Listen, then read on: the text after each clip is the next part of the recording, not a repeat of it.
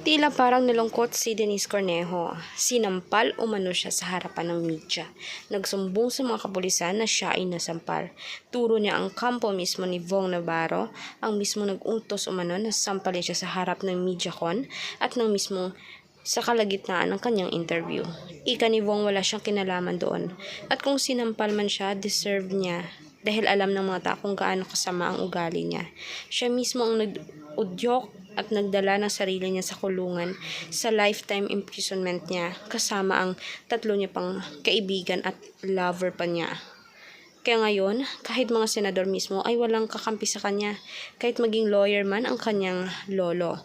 At ito din naman si Vina Morales, ganting-ganti pala at kating-kati dito kay Denise Cornejo dahil nangaagaw mismo ng may asawa na.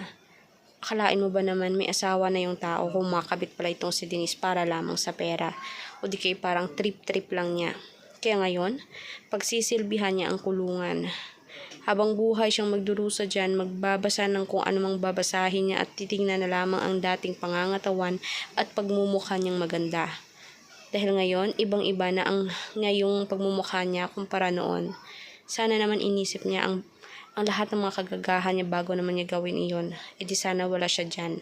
Sayang ang buhay niya na inilagi lamang niya sa pag-uutos ng kasamaan ng kanyang boyfriend na si Cedric Lee. Kaya ngayon, happy si Vong, malaya siya.